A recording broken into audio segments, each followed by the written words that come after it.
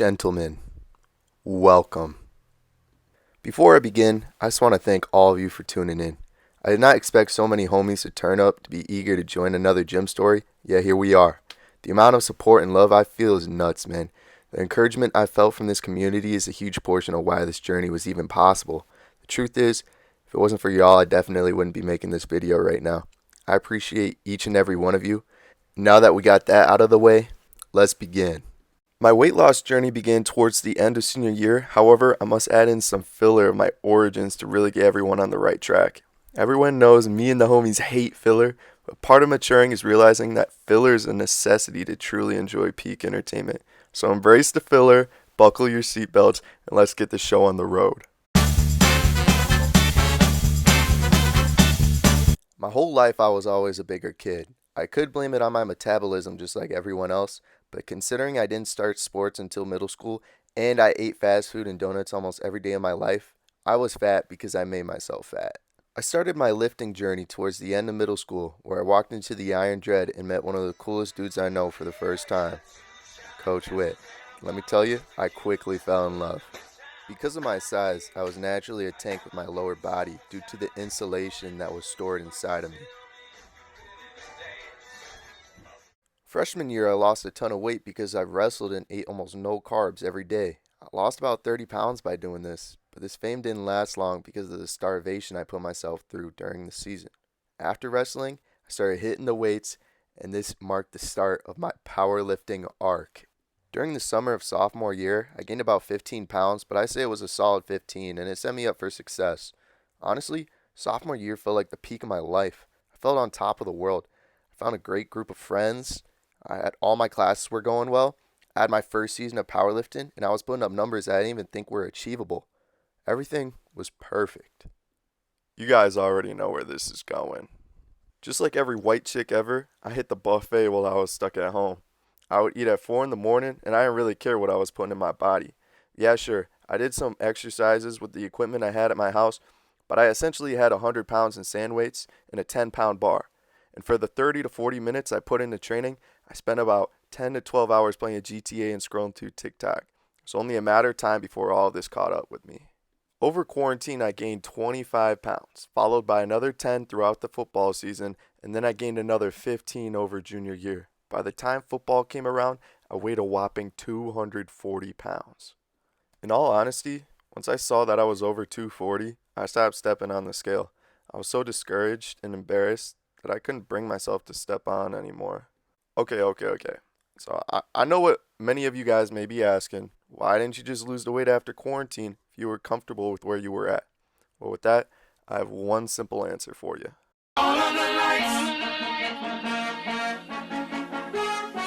After losing all the weight from wrestling freshman year, I was told that I was way too light if I wanted to find success in football. So I trained, but I also ate. After I gained 15 pounds my sophomore year, I was told the same thing. So I ate. After quarantine, when I was 215, I was told the same thing. And I promise you guys, I'm not trying to blame me being fat on football. I love the sport more than anything, and I don't regret a single second that I put towards it. But I can almost certainly guarantee that if you ask any offensive lineman who has ever played, that they tell you that there's a stigmatism that comes along with the position. We all take pride in eating a lot and showing off our guts, which is cool and all in the moment, but as soon as the season ends, as soon as the football environment dissolves and the curtains are closed, we're all left with nothing but clumps of fat. It took me so long to realize that the problem wasn't that I was too light, it's just that I wasn't tall enough. Without even knowing it, I tried to overcompensate my lack of height with my weight, which I should have never done. As most of you know, anyone who has ever asked me, how much can you lift, has always heard the response that started off with, well, you see, I was injured all my senior year. My first injury occurred mid-season, which was my low back. Luckily, it didn't affect me when I was playing. However, I couldn't train without feeling a sharp pain throughout my spine, without my left leg going numb. It was honestly pretty scary, but I continued to push through it. At first, I convinced my parents to take me to the chiropractor because I thought it would magically relieve the pain. All the chiropractor did was do nothing besides grant temporary pain relief and debt. A few weeks after the season, I made one of the most stupid decisions I've ever made. As I was on the brink of recovery, I decided to try to pull 315 warming up at a mock meet, which was just a clinic for judges to get some experience. I ended up pulling out my back and setting myself even back further. At this point, I was extremely discouraged and considered stepping away from the weights altogether, but I refused to give up on something I had put so much time into. I began to work with Trevor the GOAT, and he got me back on my feet. After months of recovery, I had finally made it back to where I was able to compete in my last powerlifting meet of my senior season. This opportunity meant everything to me because I love lifting, and I, I felt like I was forced on the sideline for so long, and it was just a break that I needed. Unfortunately, as most of you know, the following day I ended up fracturing my knee balling up. I was out again. It took quite a bit out of me to heal up, but I was fortunate enough to only have to miss one of my track meets for my senior season. When I was finally back, when I had overcome all of my injuries I had suffered through, I was able to compete for the first time. I felt so happy to be back, but I couldn't help to be disturbed by how I looked. With all of my injuries, I really couldn't do much to work up a sweat. Sure, I was still able to bench, but that was about it. When everything was said and done, I was about 230 pounds, and I was very unhappy. The fact that I couldn't work out gnawed at me every day of my recovery phase, and I was again very unhappy with how I looked. You see, I was so incredibly sheltered at Dexter. So many people were so nice to me and told me that I wasn't fat. No one ever insulted my size, and if they did, there were so many guardians around me that didn't let it slide. For the most part, no one said anything. Everyone was so friendly and so accepting of me, but I just felt different. Especially in elementary. Everyone up until high school was skinny. There was like legit only 5 overweight kids, and I was one of them. No matter how nice people were to me, I couldn't help but feel like they were pitying me because of my size. I could never stomach the fact that I was so different, and in middle school, it really took a toll on me. I don't know if I've ever been as mentally challenged as I was in middle school. I struggled with my mental health because I couldn't stand how different I was. In high school, I had ways of escaping it. I blamed my weight on being strong and being an offensive lineman. Some days, I felt huge. Other days, I felt like I resembled the thumb dudes from Spy Kids. Sure, because I was big, I could lift a lot of weights, but the insecurities I faced outweighed any weight I could put up at that size. And sure, it was cool to bench a lot, but it wasn't worth being out of breath sitting up in bed, not being able to bend my knees, and being met with pure disgust when I looked in the mirror. It was time for a change. I decided that enough was enough. On April 17th, 2022, I began to track my food on MyFitnessPal. I was in the midst of track season during this time, but I was tired of constantly waiting. My whole life I kept putting off this transformation. I kept pushing it back, and I was tired of the excuses. Every Monday, I took a progress pic and would track my weight to keep myself accountable to show my progress. As soon as school got out, I decided to step away from the Iron Dread and started my journey of training with Pat Swole, aka Mr. Geese.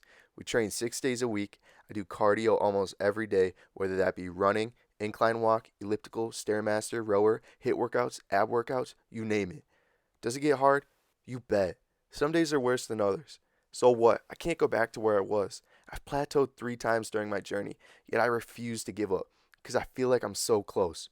The amount of calories I burn, the tears that I've shed, the aches and pains that I push through, none of it goes unseen. I know the work will show. And as weeks go by, it really does. This is where I was on April 17th. Please excuse the sensorization. Y'all ain't getting that Johnson for free. And this is where I am now. I'm officially down 65 pounds, weighing in at about 174 to 175 every Monday morning. I've plateaued the last 5 weeks, but I've come to realize that the number on the scale isn't the only thing that matters.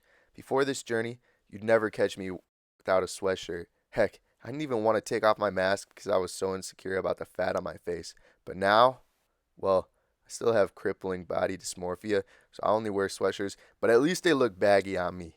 Nah, in all seriousness, I'm beyond blessed with my progress. First and foremost, God is king and I'm following his plan daily. The support I've received from so many people has been so encouraging to me and has helped me get over humps along the way. I'm pleased with where I'm at compared to where I've been. However, the journey is far from over. I don't exactly know when I'll hit the end of my cut, but I know that there's still work to be done. After the cut is done, my goal is to bulk the right way and hopefully compete again at a much lower and comfortable weight for me. However, until then, I'll keep doing what I do best. If you made it to the end of the video, you're a real one, and I'm beyond grateful for you. If you guys have found at least an ounce of motivation from this, then I know my mission for this video has been complete. I love you all. Deuces. Now hold up. Before y'all leave real quick, all these allegations coming at me saying I'm skinny, I don't lift. Here, just check the clip, man. I have to go sage mode real quick.